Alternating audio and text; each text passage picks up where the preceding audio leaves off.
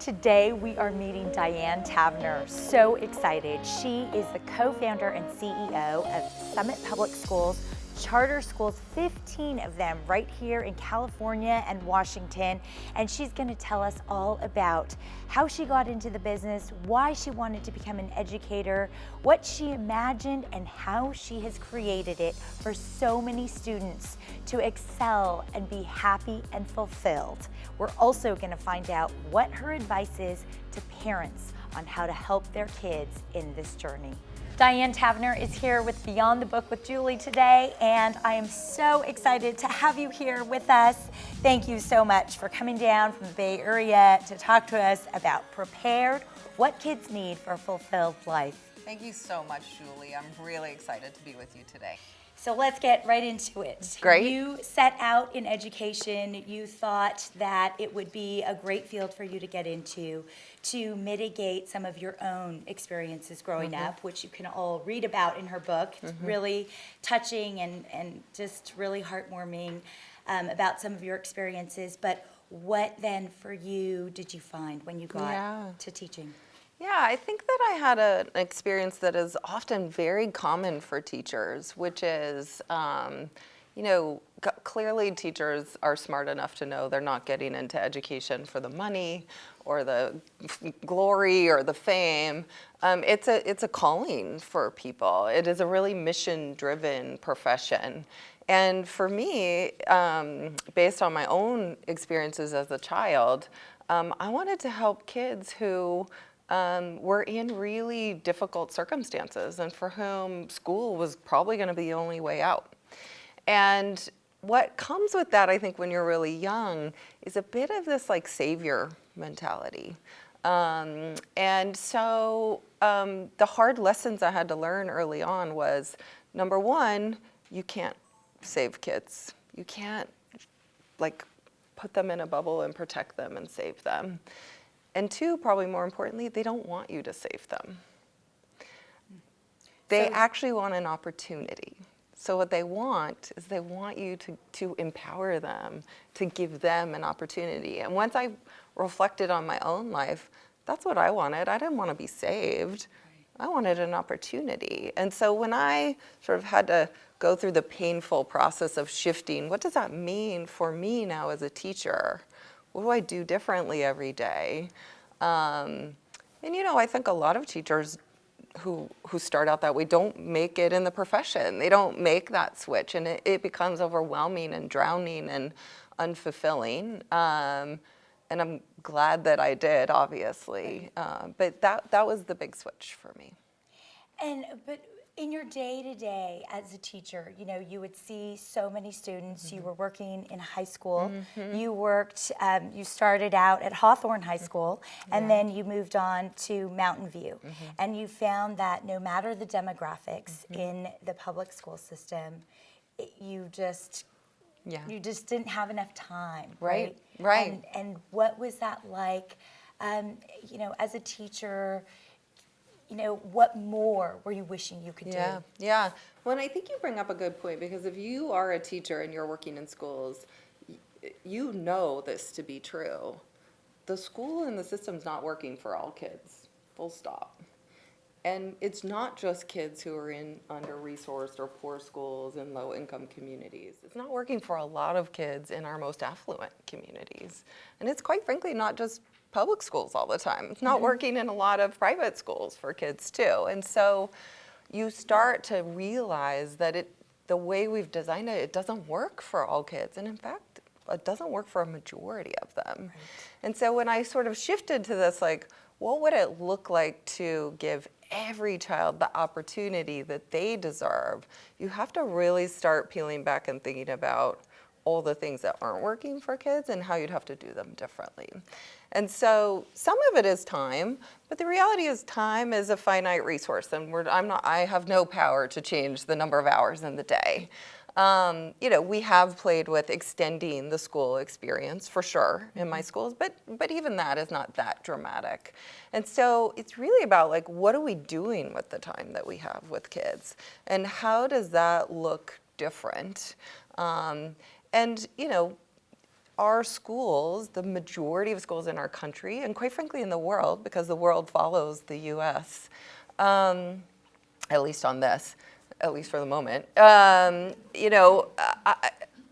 these are institutions that were designed for a different era, for a completely different century. Right, right. You talk about that in the book. Yeah, and a time long ago. right. And so when we stepped back and said, if we were just starting from scratch and we had no constraints and we were designing for the outcomes we want now as parents and as a society and as kids, what they want, with all the tools and technology and knowledge we have, what would it look like? And guess what? Schools don't look the way that they look when you take that view. Right. And yet we live in a context in a world where schools exist. So how do we move as close as we can to what the design really would call for in a change process, in a context where we have existing schools? And I would say that that is what we do at Summit, and we've been doing for 17 years, is pushing and pushing and pushing to look at every single element of the school day. Right. And think about, what would we do with those minutes? Yeah. Well, so going back, I want you to share with this audience the encounter you had in your early years with a superintendent who ended up being on his way out, and how he really sort of took you on this road of really reimagining and starting from the ground. But what was your encounter? Yeah, and it comes at this moment in time where I've been teaching, and now I've become an administrator. So I've been about 10 years in schools, and I'm like beating my head against the wall, and I'm just like, I don't know if this can actually work. And he's my superintendent. I'm a brand new assistant, vice principal in this very good district. And we have this meeting of all the leaders, and we're really struggling. We're trying to open access to AP and honors classes for all kids. And there's a lot of pushback and resistance.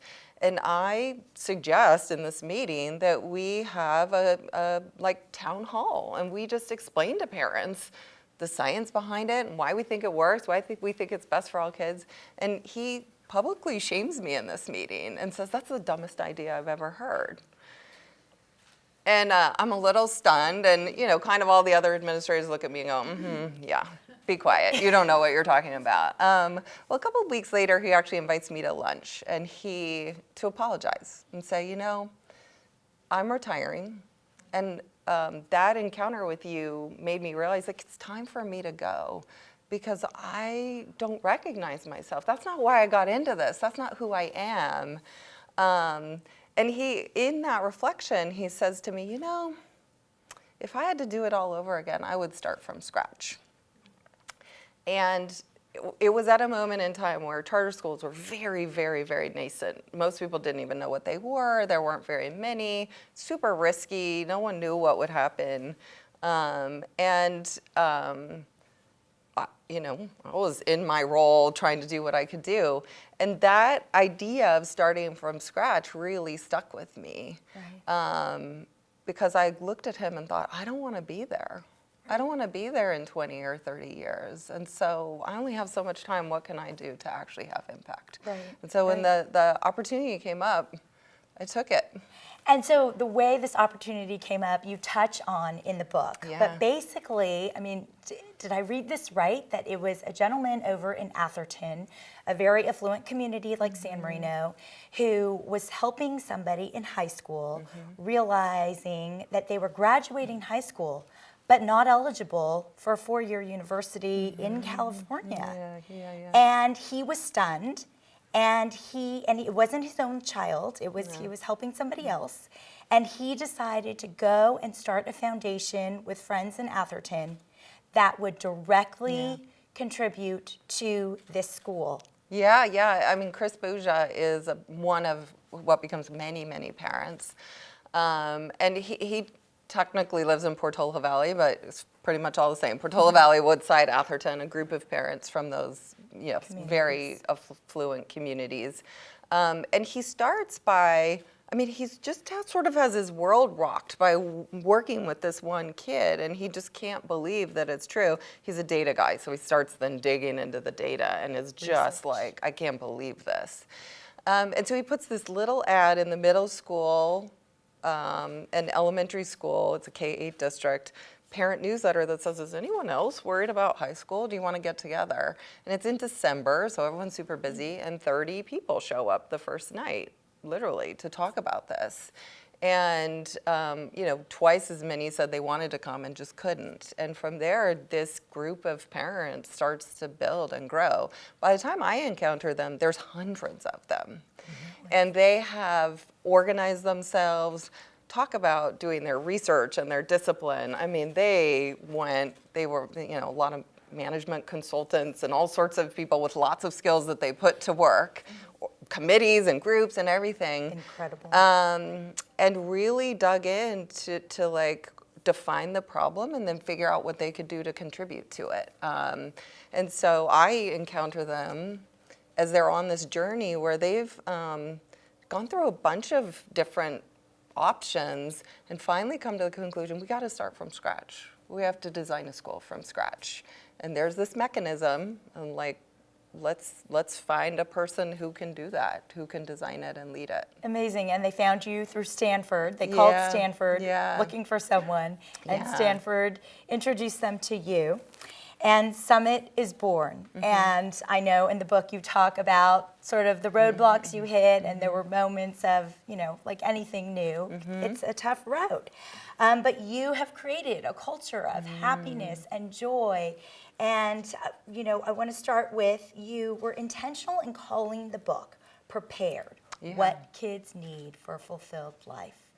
Talk about being prepared and a fulfilled life. Yeah. And so we construct a learning experience where kids can fail in small ways, like all the time, constantly.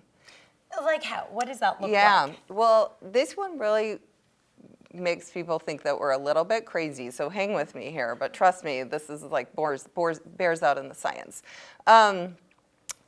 Most of us will be familiar with our kids take tests, right? So they get, assigned work, they're supposed to learn it, they go and take a test, and then what happens when the test is over? They get a grade, some will fail, some will get a C, some will get an A.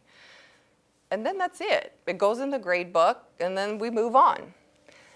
So our belief is that actually if you got a C or an F or even a B or a D, like there's stuff there that you were supposed to learn that you didn't actually learn. That's right. And so then what happens to that? We call that the Swiss cheese effect. You start to get these holes in your knowledge, and before you know it, you have Swiss cheese, right? And so we don't want Very Swiss good cheese. point. We want like a whole block of cheddar that's solid, right? And so what we do is our kids actually have to master the content that we think is important. So that means they have to go back and retake that exam until they're competent at it. And what grade do they end up getting then? The one that actually matters, which is that they've demonstrated that learning and their knowledge. So this is what drives people crazy, because we have the, well, that's not fair. The kid got it the first time, should get a higher grade than the kid who maybe took 3 or 4 times to get it. Well, why is that not fair? They both now know the content. Isn't that what we ultimately care about? Right. And quite frankly, we don't even think that matters that much in the grade, so it gets very little weight anyway, and that's a whole other conversation. The key is, what's most important there is the skill of like learning how to learn, and learning what it means to master something, and learning how we're all different, and your approach to mastering that will be different from my approach. And you need to figure that out, because when you leave school and go to college, you have to know that about yourself, and I have to know that about myself. And so that learning process and that experience of like, wow, when I fail, I don't just throw that test in the garbage. I actually have to look and see what I didn't know. And then I have to go back and figure out, how am I going to learn that? And then how am I going to show that I learned that? And that's the powerful part in it. That's the overcoming the failure. Well, then my question is, do the teachers have the time to go back and reteach that material? Or what happens?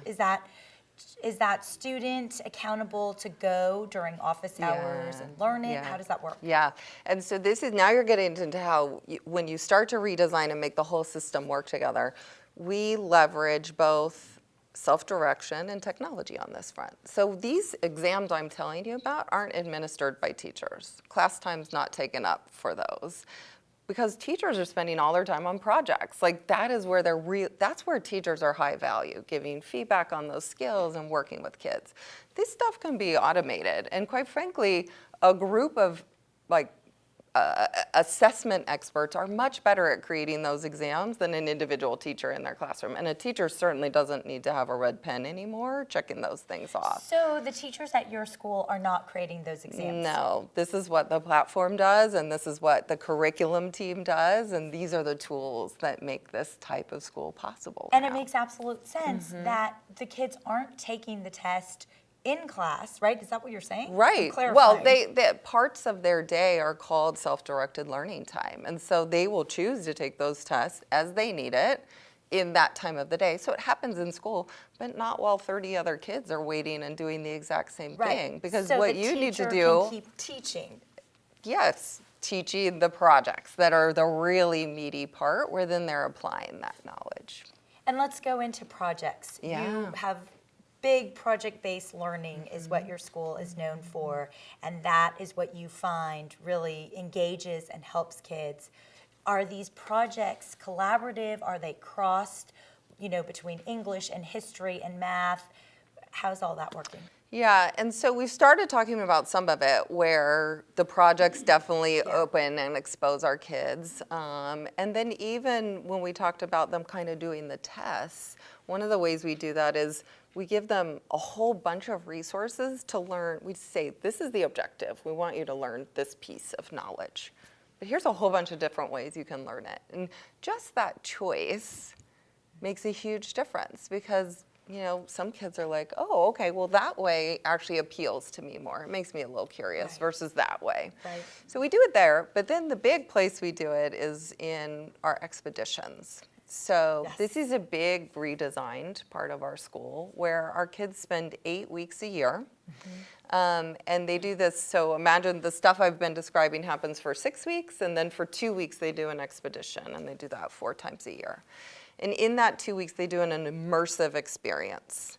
And we call them expeditions. And the idea of expeditions is first just to expose kids to a whole bunch of different things in a relatively low risk way. So if we think about like summer camp for 2 weeks, you can think about like exposing your child to whatever, music camp or cooking camp or computer camp or something like that. Now, are they going away to do these? Sometimes they happen on site, but the community provides such rich opportunities for kids, and so this is a real opportunity for us to partner with and engage with the community. So we have kids all over the place in these moments. So they're choosing where they want to go, which expedition they want to do. Yes.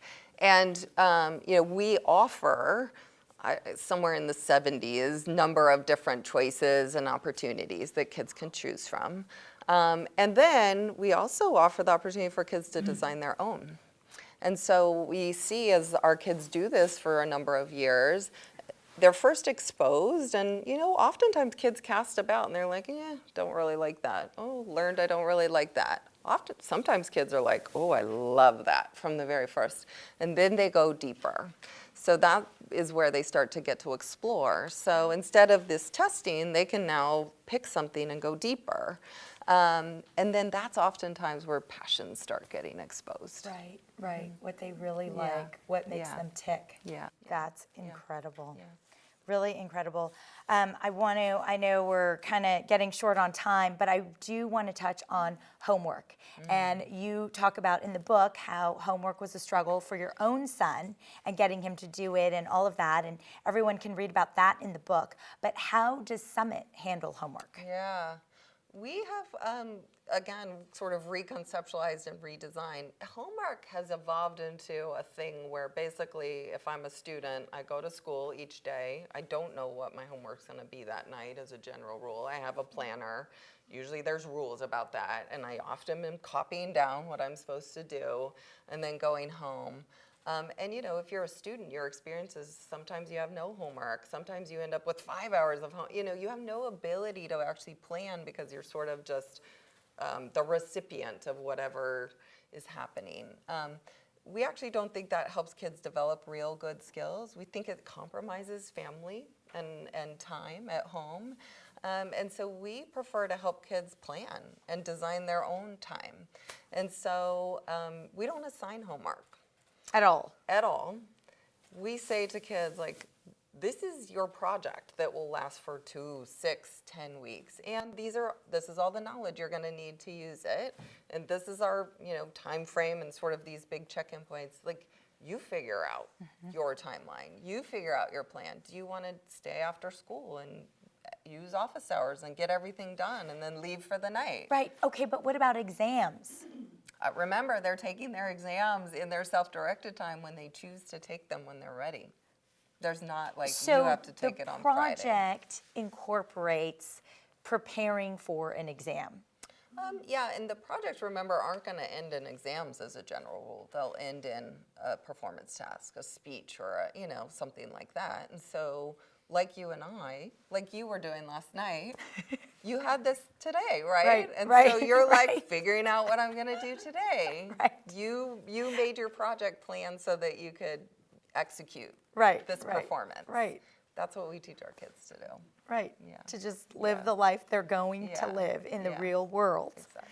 So for parents who, have kids who are sort of banging their head against a wall, too much homework, not getting grades that they want, I'm sure our schools in Southern California, whether public or private, are not going to necessarily be like your school at all. But how are we going to help our kids at the school? How are we going to, you talk in the last chapter about the number one thing you say is be an advocate. Yeah. How do we as parents be an advocate at the school? Yeah. And I think there's two parts to that. One of the things I was really conscious of in writing the book is not just putting this out there and then having people say, well, I can't go to that school, so why am I even reading this? And so there's a lot in there. It's designed for even if you don't go to a school like this, what you can do as a parent at home that I think is really helpful and useful.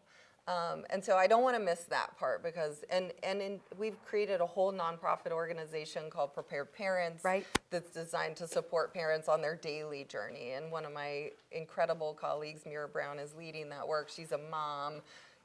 She has these same stresses. And so I'm really excited about that work of like, how do you just do this on a day-to-day basis, no matter where you are?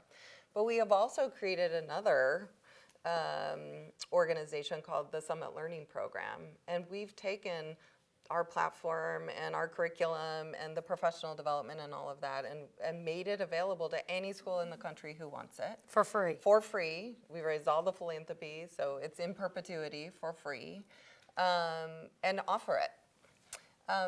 And so the parent part comes in here is because we're educators and that's where we came from, we've offered it to educators for the most part.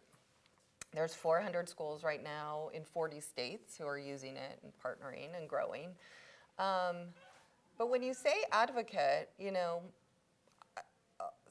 as a parent, like if this is what you want, these are your schools. In America, we have community schools. We have school boards that are locally elected because that's supposed to be what we have. Right. And so if the schools aren't meeting your needs, what we've put together, educate yourself. Decide if this is what you want. And if you want, like, here's a way to advocate for it. And we've tried to reduce the barriers as much as possible. It doesn't cost money. Like, that doesn't mean it's not really hard to do, because it's really hard to do. Right. It must be a lot of education really on the teacher's side and getting them on board. Yeah. Have you found that teachers are tough to get on board? Are they... It totally depends. It goes back to that first question of skill or will. There's tons of teachers who deeply want to do this, and we literally have thousands of teachers now across the country who we're working with, the most amazing educators who desperately want to do this for their kids. And what's interesting, and why one of the reasons I wrote this book, is parents and educators talk across each other all the time. Most educators I talk to will tell me they can't do this because the parents won't let them. Why? Because Why do they feel parents that way? want homework, because homework means it's a rigorous school.